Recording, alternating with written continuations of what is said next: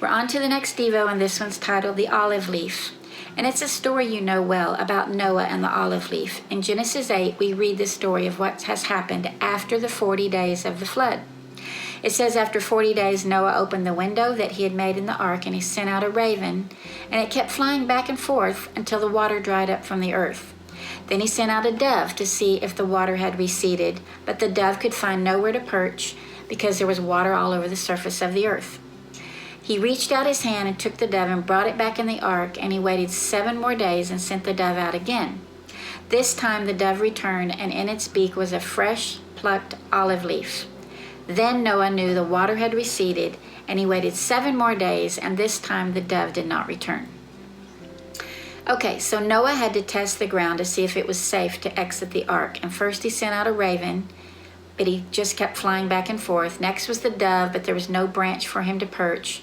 And then the dove finally did bring a fresh plucked olive leaf, and Noah then knew that the waters had receded. So a flowering olive tree is a symbol of beauty and abundance in the Bible, and we could also say that hope is an olive leaf. It's evidence of dry ground after a flood. So let's talk about the olive tree for a minute. It is said to be pretty indestructible, and that it's capable of regenerating itself even when the above ground structure of the tree is destroyed by frost, fire, or disease. Olive trees can live for thousands of years. They're unparchable, and they're extremely generous in their production of olives. And the olive itself is a healthy fruit. In Psalm 52:8, it says, "I'm like a green olive tree in the house of God, flourishing." And the verses prior to that pretty much describe what we've been talking about since the very beginning of this Devo series. Those that practice deceit, love evil rather than good, and trust in their own great wealth are sure to be destroyed. And then there's a verse that contrasts that description. I'm like an olive tree, flourishing in the house of God, trusting in God's unfailing love forever and ever. You have done what I will always praise you in the presence of your people, and I will hope in your name, for your name is good. So the one who trusts in God's unfailing love, who praises him and hopes in his name alone, flourishes. So back to the olive leaf. Noah trusted God. He obeyed him when he told him the rain was coming against all odds. He was waiting to know if it was safe to emerge after the flood, and the dove came back with this olive leaf.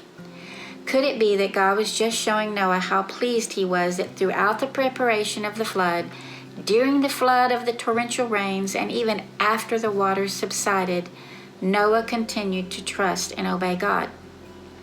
The olive leaf from that olive tree is one that trusts in God and finds hope in his name, and it appears because God is good. The olive leaf wasn't one that had been lying on the ground and then having a foul odor like we talked about the original fig leaves, but the word says it was freshly picked from a healthy tree even after a horrendous storm.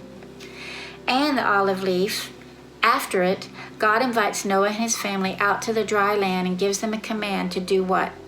Be fruitful and multiply on the earth and increase. So once Noah and his family exited the ark, they built an altar and offered a sacrifice, and we read it was a pleasing aroma to God. Remember back with Adam and Eve, those olive leaves that they plucked and covered themselves with, or the fig leaves? Those most likely had an odor after a while, and it was a symbol of disobedience, an unpleasant aroma. But here in the story of Noah, the olive leaf was fresh. The sacrifice was accepted. It was the complete opposite. It was a sweet aroma. God was so pleased, and Noah was so pleased. And God made a promise to never destroy the earth by flood again, and that seasons would come and go and never cease. And then he set the rainbow to seal that promise. Today, the olive leaf is a symbol of peace throughout the world. When one extends an olive leaf to another, it's a desire for peace or a ceasing of war, or that the storm is over. And did you know the olive tree is often called the tree of life due to its health benefits from the olive oil? Shortly after God gives his promises that he's pleased with the sacrifice and extends the olive leaf to his people, the very next chapter says that Noah's drunkenness and nakedness before his sons became a very sobering story indeed, and Noah even curses one of his sons. Immediately after the beautiful imagery of the rainbow and the seasons, now there's drunkenness and nakedness, right back to being naked and ashamed. So you know what? It doesn't matter how many times we're extended an olive leaf after a storm to remind us to emerge and produce fruit and multiply and grow. It doesn't matter if we hear the promises of God spoken from his own mouth for future and a hope as we trust and obey. We are human and we fail. We are like the fig tree with no fruit, and sometimes we wither up to die. But remember, one of those promises was that seasons would endure, cold and heat, summer and winter, new life after even death. That's the beauty of the work Jesus did on the cross, that if we fall short, we can come back to God and have new life, a new season. We've been given the same command to love God and love ourselves and love others, producing fruit. God has extended the olive leaf to us in the form of Jesus' love and sacrifice, which was a pleasing aroma. And we too have been invited to emerge after every storm that life has sent us, after every flood. And we're here to declare that we do not have to go with the inclination of every evil in the heart of man to serve other gods on high groves apart from his mercy and grace. We can remember the hope of seasons and turn our face back toward the sun, sink our roots deep by the river, and produce fruit.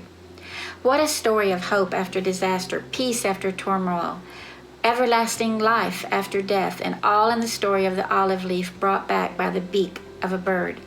It might even be cool to purchase a fake olive tree this season to set it out for the family to see, to extend to one another over and over again as we remember the flood and the rescue and the love extended to us in every season.